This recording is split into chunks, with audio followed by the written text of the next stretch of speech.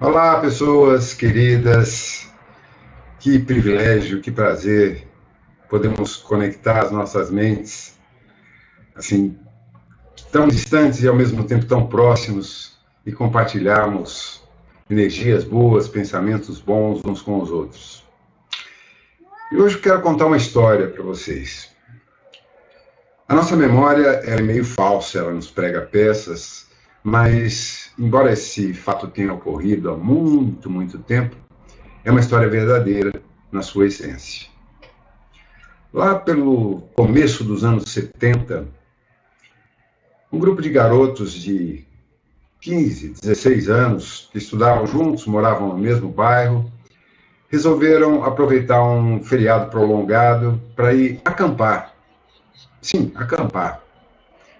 No litoral sul de São Paulo, lá em Peruíbe. Com tudo muito precário, barracas de lona, nada da sofisticação dos equipamentos de camping que viemos a conhecer depois, né? E lá foram eles de ônibus, todos cheios de aventura na cabeça, com muitos sonhos, com muita vontade de curtir. Como a viagem era longa, tem-se a oportunidade de conversar com outras pessoas também, que estavam no mesmo ônibus lotado. E entre esses havia uma moça, um pouco mais velha que o grupo, devia ter lá seus 20 anos, muito simpática, muito agradável e tal. E fizemos uma certa amizade com ela ao longo da viagem. Lá chegando, já tarde da noite, passados das 10 horas, ela ia encontrar com um noivo que tinha uma loja no centro da cidade. E nós, muito gentis, naquela época a decência era maior que a malícia, a acompanhamos até a loja do noivo. Lá chegando, a loja ainda aberta, ele já estava esperando, nos agradeceu pela cortesia e nos convidou para fazermos um lanche, bater papos daqui, papo de lá.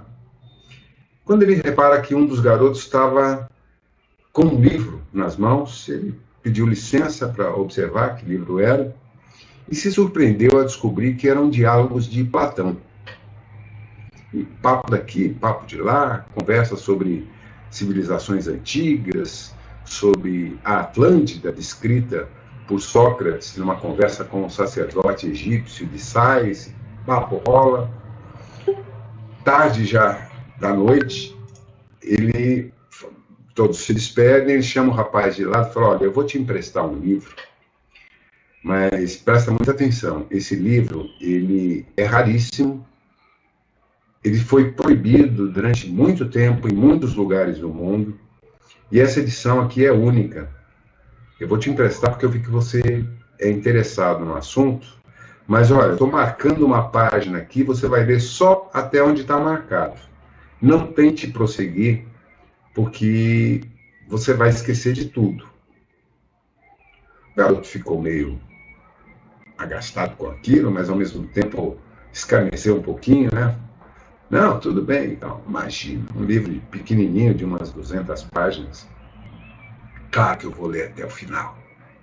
E assim ele foi, junto com os outros, foram à praia, montaram a barraca, já de madrugada, um lampião de óleo, porque não havia lampião disponível de gás, então eram aqueles lampiões com pavio.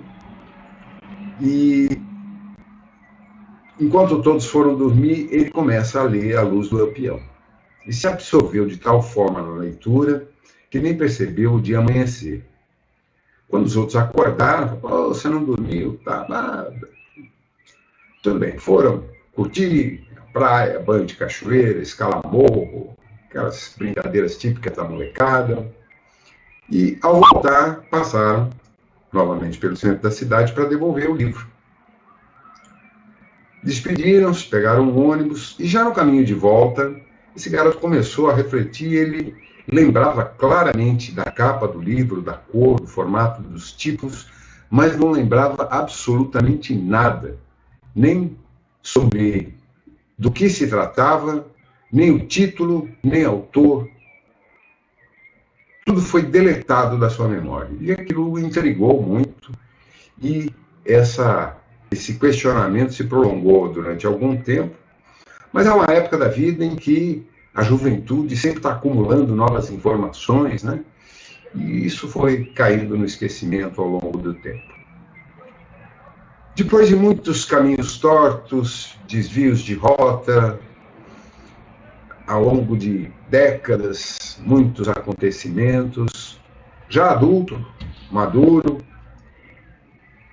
essa pessoa tem a oportunidade de estudar, junto com um grupo, um livro muito interessante, e ao ler os textos e debatê-los, aquilo começou a fermentar. Puxa, mas esse conhecimento já não me é estranho, é como se eu tivesse lido, mas com a certeza absoluta de que nunca havia lido esse livro que estavam estudando.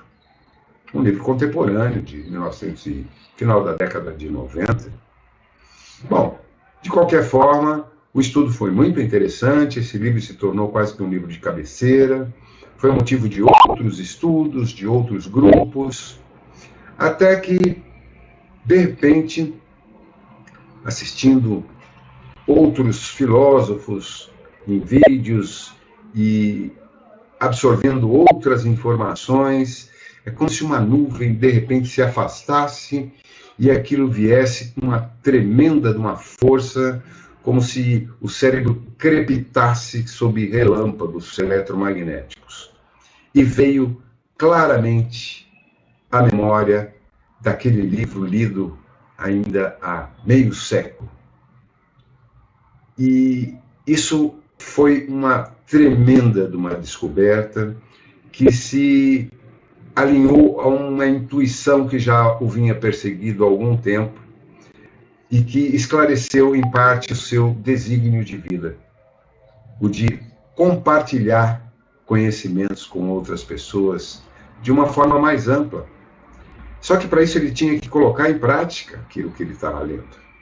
E ele se dedicou com muita intensidade, com muita disciplina, a colocar em prática as leis contidas naquele livro. E é como se eu despertasse de um sonho que não me deixou viver. E a vida explodisse em meu peito com cores que eu não sonhei. E é como se eu descobrisse que a força esteve o tempo todo em mim.